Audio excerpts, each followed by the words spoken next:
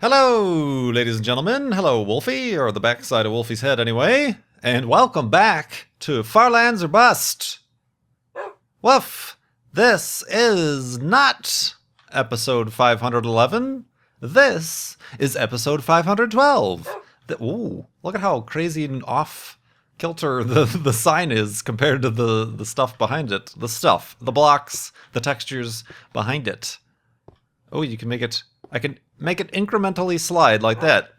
Anyway, we're amused by the offset in our floating point precision of this vidge game, but that is no matter because after 500 episodes of walking, it is only going to get worse. It is only going to get worse, but that's okay because today is Tuesday. Whoop, and I'm stuck. Hello. Hi, can I come out? Yep, thank you. Today is... Oh, Wolfie can't come out. Hello. How about you just teleport? How about you do one of those jobbies? Or you just take the long way, that's fine. It is Tuesday, like I said.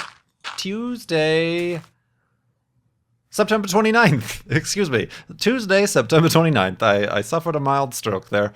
Tuesday, September 29th, 2015. Already. The days of October are upon us.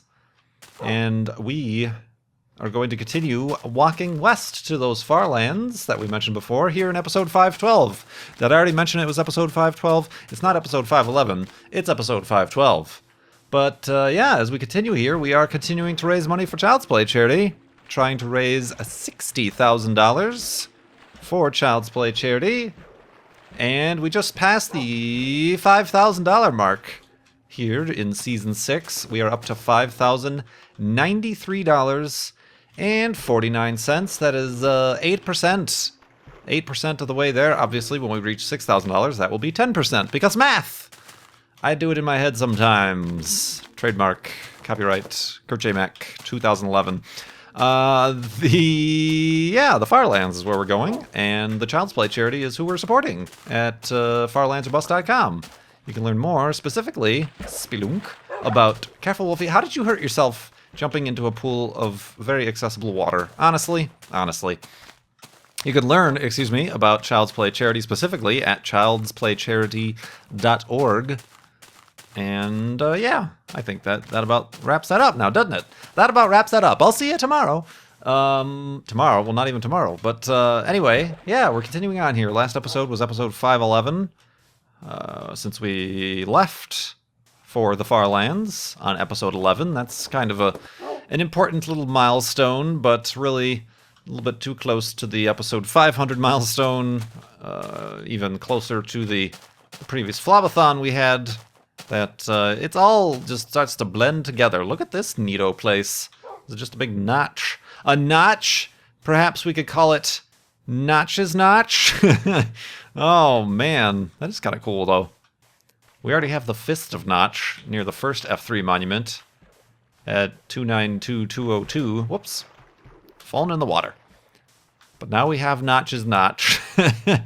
Oh, man. The Notch of Notch. Of great notchitude. So, anybody see anything interesting in the sky last night? The moon, maybe? The moon! That's right, it was the Super Blood Moon Eclipse yesterday.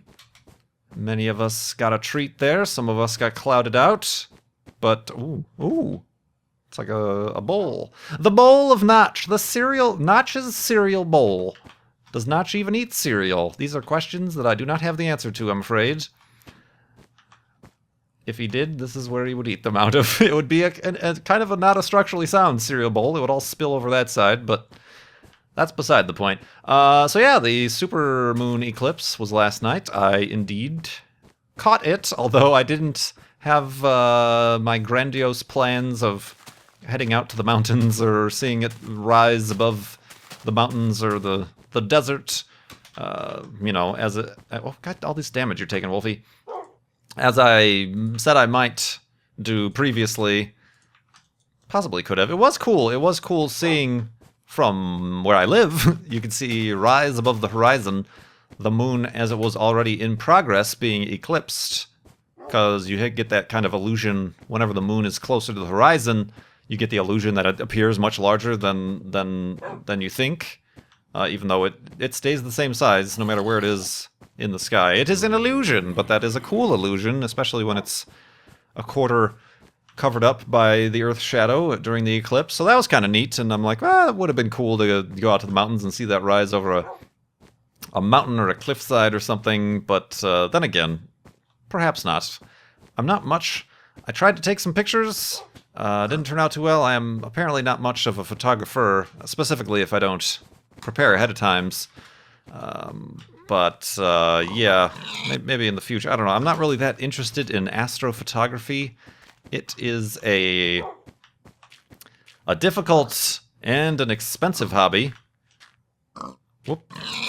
Even just, you know, they make attachments for DSLRs to attach to telescopes, essentially using them as giant lenses, as it were. Those zombie spawner, probably. That's probably one of the easier way. The easiest way is to just use an eyepiece, and like a lot of people hold up their iPhone cameras or their phone cameras to the eyepiece of a telescope, and you're able to take a picture. But even that's kind of difficult to get it right in the sweet spot. But yeah, I guess the next step would be to attach a DSLR to the business end of a telescope. Of course, then you do have these right-angle prisms that allow you to both put an eyepiece in so you can look through the telescope to make sure your subject is in the frame, and then you flip the little mirror down so that the light then goes directly to the camera. It starts to get very complicated, and then you can go even further and get specifically made digital kind of webcam technology to attach to your telescope. And then if you have a computerized mount, you can have a separate guiding camera, a camera that's a guide camera. You can have a separate guide telescope attached to the same mount, essentially. You basically put a field of stars in the guider scope, and the camera in the guider scope tries to keep those same arrangement of stars in those same pixels in the detector, what is it called,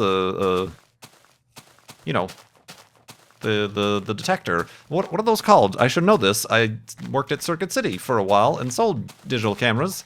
What are those things called that detect the light? Pixels? They have pixels, but they're not pixels. They're the opposite of pixels. Anyway, the CMOS thing.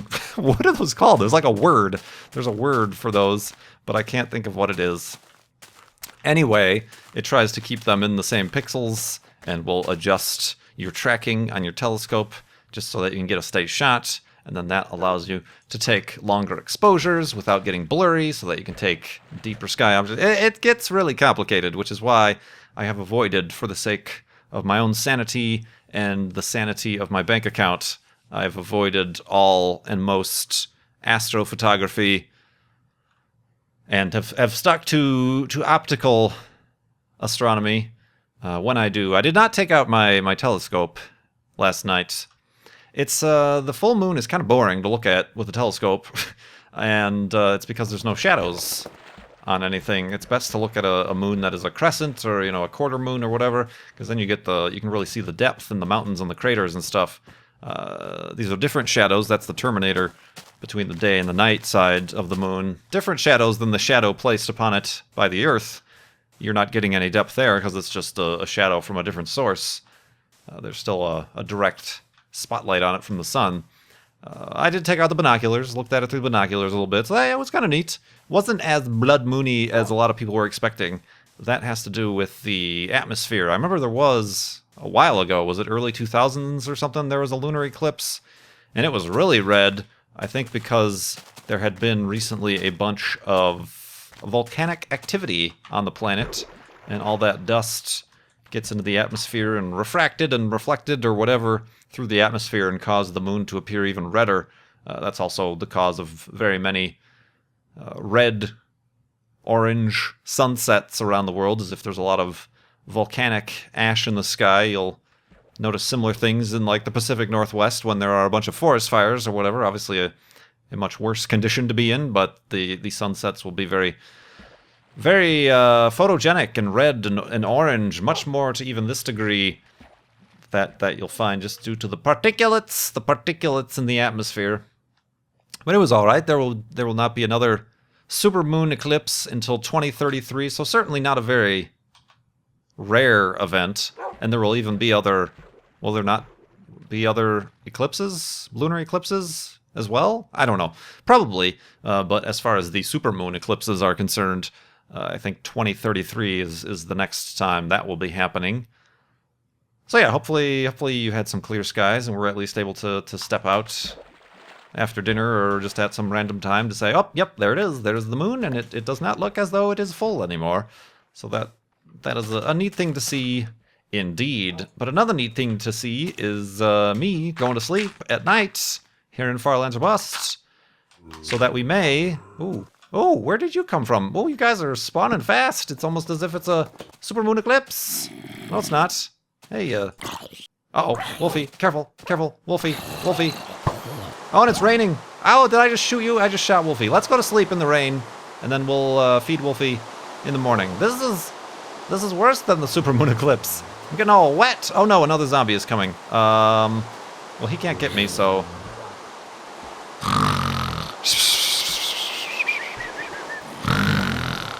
And awakeness. And dry-offness. And burning zombiness. Well, actually not really a burning zombiness because he's in the water. Have a seat, Wolfie. Wow, that was some damage you took. Oh, I need more. Definitely need more food. Woof. How are you doing? Move out of the way. Why did they all spawn? That seemed like they spawned really early, did it not? Unless I'm just... I'm so dark sky acclimated from looking at the moon yesterday that I have no idea how dark it is getting here in Farlands or Bust.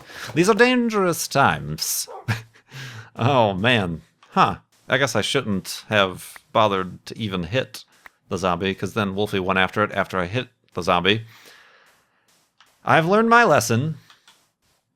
Other news, space news, if you will, is over the weekend, NASA announced that on Monday, today, when I'm recording this, it's actually Tuesday when you're watching this probably, that NASA had a big announcement about findings about Mars. And oh, that got the internet a-rumbling and speculating and thinking about what it could possibly be. And I already kind of guessed that I'm sure it's just some other additional confirmation of water on the surface of Mars. That's always what it is. Not to poo-poo the event, it's good stuff. But, yep, that's what it was. Essentially, there are these water flows on Mars, and they've known about them for quite a while. Actually, I do remember, speaking of announcements about Mars from NASA, when I was at the Juno launch NASA tweet-up, conveniently at NASA Kennedy Space Center. I think it was after the launch. Yeah, after the launch had actually happened, there was a press conference that they had piped into our tent on NASA TV, because NASA TV was obviously on in the tent at NASA. And they made an announcement that they, through the satellite imagery, the high-rise imagery, they discovered throughout the seasons on like these cliffs and mountainsides, you can notice little dark streaks that appear and then disappear with the seasons.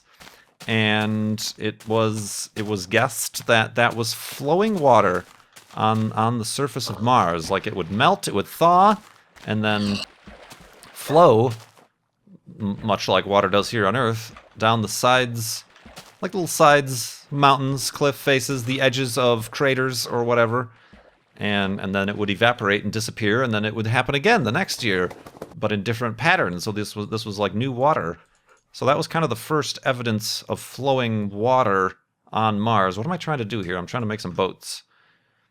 This is literally taking the same water flows, the same features, except now they've actually been able to properly analyze the chemicals to further confirm This is simply further confirmation that this indeed is liquid water.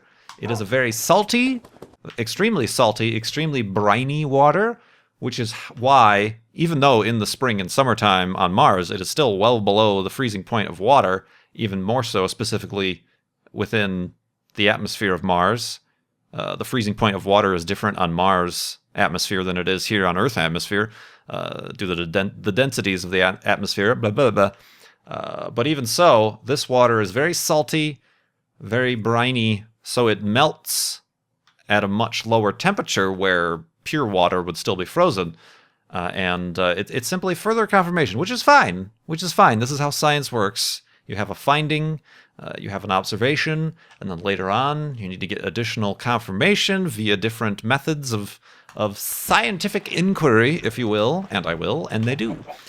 And so this is how science works. And, we've long known that there's water in the soils on Mars. The flowing water bit is interesting and good information to have.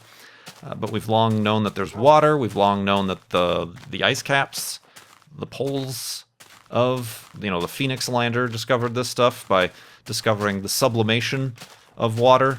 That is the ice water going directly from a solid to a gas. So we know there's water right now on Mars, but the flowing part of it is interesting news. It is just a little bit, and I've seen similar reactions on Twitter, did they really need to tease this a week ago and get everybody up in a... I mean, it's good, I suppose. It gets people talking about it. Wow, look at this awesome waterfall. Top 10 waterfall right here, guys. Mark it down on your calendars. Whoa, yes! That's great news. I like this one a lot. Let's check it out. It honestly looks... Oh, no, there's a whole opening here, and it goes on top of a tree. You dang tree. Here, have a... Whoa, I said have a seat, Wolfie. Oh, perfect. Picture time. Wait, gotta trim the hedges. Whoops. Okay, there we go. Oh, he's looking at the camera. Quick, take the picture. I need a bit of a wider angle here. Hold on, let me switch out my lenses. Ghosts breaking down leaves. Oh, he's looking. Screenshot. Let's do a little bit of a panoramical. Oh, Wolfie, you're looking the wrong way.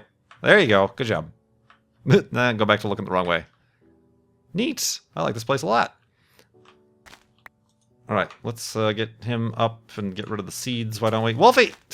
Let's stand Wolfie up. Eee! Off the cliff edge he goes. Let's investigate this a little bit. This is a kind of cool little... I do like the narrow canyons. The narrower, the better. I'm not a fan of the waterfall hitting the tree. That really wouldn't make too much sense. But I will accept it. I'll accept it as a naturally generated Minecraft situation here. Neat. So yeah, basically this is what the press conference was about, and they kind of... Did there need to be a press conference? Some people are saying, oh, maybe they kind of very sneakily and appropriately timed this near the release of the movie The Martian to get people talking about the actual science on Mars versus the theatrical, the novel, the Matt Damon-ical stuff, hubbub around Mars. And that's fine. I mean, I'm all for getting people excited about space, but you tend to hope it doesn't have a negative effect, because perhaps there are folks out there who aren't as space NASA savvy as, say, you and I are, who will NASA has something exciting to say about Mars on Monday in a press conference. Their mind obviously is going to go to life or aliens or this or that or the other. And then when they hear it is really just this very specific, very scientific process, very chemical and, just data, not even really any interesting... Well, I mean, there's interesting pictures, obviously, but it's all data points and chemistry and whatever, that they might get a little bit, get a little bit disappointed. Kind of the boy who cried wolf situation there on NASA's part. Maybe not. I don't know. Perhaps I'm overlooking it. But I tell you right now, whenever you do hear any of these things, oh, we've got some interesting brand new news about Mars specifically, or even any of the other planets, it's never going to be life. I'm not saying there isn't specifically any sort of life right now, but I'm saying it's never going to be life because none of our instruments that we have on Mars have any sort of capability in the least of detecting life. And none of the rovers, none of the satellites, none of the landers, nothing has... They're all there to study geology and chemistry, and wouldn't know the broadside of a pig from the back of their hand, as it were. So just keep that in mind. Keep that in mind. Whence boarding the hype train around such things as those.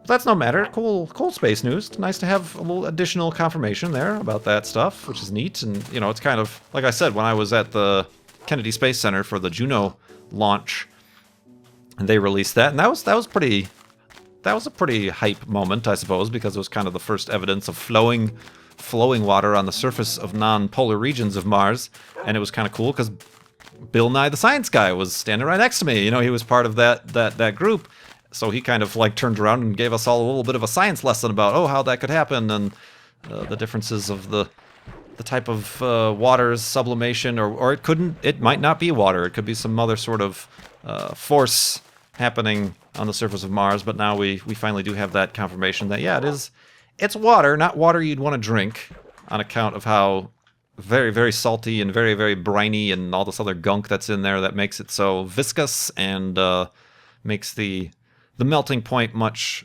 lower. But water all the same there. Water all the same. Speaking of water, let's get across this little body of water. And some nice, speaking of cliff faces, over there as well. We'll meet some wild pack of wolves. Go to sleep, hopefully without incident this time. Right, Wolfie? Woof! Oh, that might not have been Wolfie. That might have been that guy. Wolfie? There's Wolfie. You're embarrassing yourself in front of your friends. Alright, so let's make the elevated hidey hole here, and then in the morning we'll get to some questions, because like I said, now I've got many, many more questions, thanks to all the people who have donated to Child's Play charity and given me things to talk about here. I don't know why I insist on making these elevated hidey holes on the corner of ledges like I'm doing right now and on the previous night, but that's alright, we'll figure it out. Alright, let's go to sleep.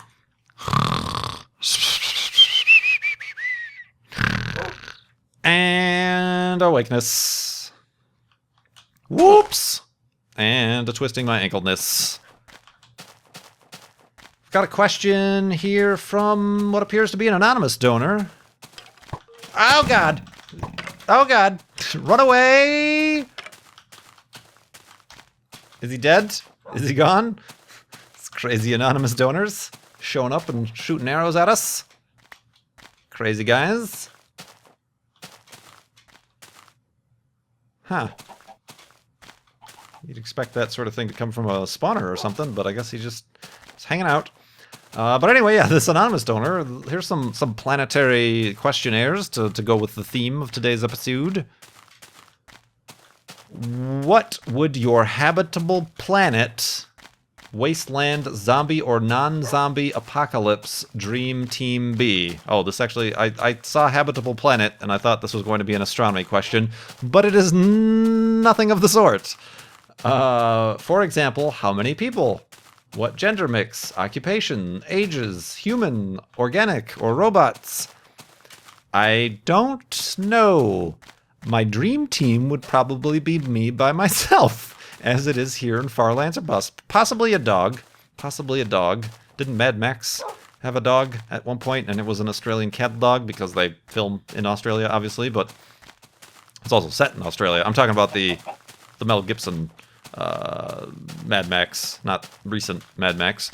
But yeah, I don't know. I don't like the pressure of being responsible for others. Similarly, others being responsible for me. I'm not a big fan of that overall. I'm also just in general not a big fan of apocalyptic stuff, shows, movies, books, or anything like that. I don't know, it just doesn't strike me as an interesting genre to my personal taste, so I really I've never thought about this at all. Even video games, not much for the Left 4 Deads or the survivals or the forests or any of these, you're out on your own and there's cannibals after you or whatever, so, you know, Fallouts, even to that degree, That might be more because it's the RPG aspects of it versus the other kind. But yeah, I would prefer to be by myself, probably. I might not last long because of that, but at least I'd be happy for the few moments, I suppose, I guess. I don't know. Oh, man. These are we've got some really nice highlands that we're, I suppose, walking through today, or walking adjacent to. Some nice Minecraft beta 1.7.3 terrain generation we're experiencing. All worthy places of settling down, setting up camp, building a castle or a city or something, but we will not be doing such things. This would be a nice pre-made basement for a pretty big building right here or something. Got it all planned out, but we will not be stopping for any such shenanigans. We must keep on. But yeah, thank you, Monsieur or Madame Anonymous for the donation and that question. Let's see here. Peter has asked, would you ever consider playing the Legend of Zelda games? I know you don't exactly like Nintendo, but they're very similar to Tomb Raider. They're very similar to Tomb Raider. I must be thinking of a different Legend of Zelda game. They're very similar to Tomb Raider in gameplay, and you could always emulate them. No, I have never considered. I've never been into the Zelda games. I think I had the first Zelda game on the original NES, but I never played it. It was kind of like probably one of those that came with the... Careful, Wolfie! Came with the console, I think. But I never played it just because I wasn't into that kind of... Can you call that an RPG? I don't know. Could you? I don't know. But I was just never into that stuff. I played a little bit of it, but I'm like, this isn't my cup of tea. Let's get back to Bill Elliott's NASCAR Racing, 1994 or whatever it might have been. But yeah, I was just never into them. And yes, of course, you do know my current political affiliations against Nintendo, based on their treatings of the YouTube communities, the Let's Play communities. So I will not be partaking in any such things, and there will be no Nintendo console in this household, I declare. I doth declare. It's not really like a huge protest or boycott or anything. I don't even want to entertain the idea of the possibility that they would take over videos on my channel, so I'm not even going to give them a chance. I'm not even going to bother promoting them, or even, pushing those on my subscribers for that reason, I suppose. I am of noble quest in that regard. No, I don't. I am special, and you should all regard me as such for such things as these. For these sacrifices I am making in the name of anti-content ID-ness. Oh, brother. So yeah, I think that is an open and shut case. The case is closed. Gosh, I'm using a lot of boats here for a guy traveling through all these mountains. Boat guy. Boop. All right, we've got a series of questions. Again, from an anonymous person, it would appear. I might be forgetting to take down these people's names. It might be the problem. I apologize if I accidentally call your questions anonymous and they were not. It's possible I got lost in the shuffle. But here's a series of questions from somebody who noted that I was running out of questions, so they gave me a bunch. What is your favorite type of soup? Favorite type of soup? I don't like soup that much. Especially since it's hard, at least for the canned stuff, to find gluten-free soup. A lot of times they will put wheat starch to thicken the base of the soup, is generally the typical way they do it. So I don't know that I have a favorite type of soup. Yeah, I'm not a big soup guy. No, I'm not. I can't even think about it. Like a creamy potato is pretty good if it's got little bacon or ham bits in it or something like that. Creamy potato, indeed. prior to the gluten-freeness, I really did like the broccoli cheddar soup at your local Panera or corner bakery in a bread bowl, but those days have come and gone, obviously. But yeah, not big on the soup, especially here in Phoenix. It is not necessarily soup weather, ever. So, favorite type of iced cream? Once again, used to be cookies and cream. Or no, cookie dough. Cookie dough! It used to be cookie dough, but no longer due to the gluten situation. I'm allergic to gluten. It's like a literal allergy. So it I always get, why are you gluten-free? It's just a fad. No, I am literally allergic. It is, there are reasons. I have my reasons. I don't need to explain to you, see? So probably I like caramel, and nuts. I mean, what would that be considered? Moose tracks or something? Or I did recently. There was like somebody had like a Snickers that was gluten free. It said so on the label.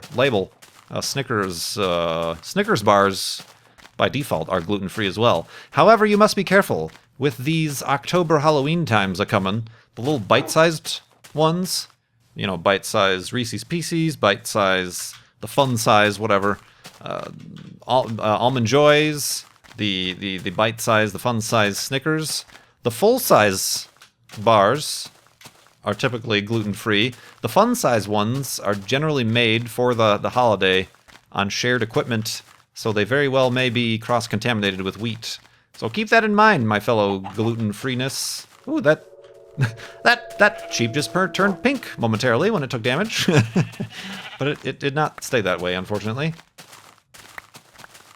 Hey, you there. Thank you. So yeah, typically not too huge on the ice cream that much anymore as well. I'm not much on the sweets. Will you make a vlog of carving a pumpkin sometime in October? I don't know. Maybe. Maybe not. I wouldn't know what to do. I would just be carving a pumpkin and be like, well, here's the pumpkin. And I don't even know that I will carve a pumpkin, to be honest with you. I don't know is the answer to that question. Do you use recycled paper products in your house, like toilet paper made from recycled paper? Possibly. I typically don't go out of my way to try to find it if it's on sale or if it's cheap. Is my method for purchasing such toiletries and sundry items. I recycle paper myself, if that's a question. What do you consider essential to keep in one's car? A tire gauge. A tire gauge. I have one in each of my cars, even though the Subaru has its own tire warning system. It doesn't tell you the exact pressure in the tire. So a tire gauge, and the analog kind. I've not had good luck with the digital tire gauges, so I get the analog kind with the dial, old needle and dial. Tend to be more accurate in my personal opinion. Tire gauge, and I have also started carrying around an actual tire pump in each of my cars. I had a bit of an issue with the old car before where a tire was going flat but still maintaining air, but like while I was working it would deflate, so I needed to buy right then and there a tire pump, so then I just started carrying one around just in case. Never really had to use it in an emergency, but it's nice to just have in case you use your conveniently held tire gauge to find out that you are a few pounds short or whatever in your tires. You can just quickly fill her back up. So those are pretty essentials, I'd say. We got like a few more questions here we can get through.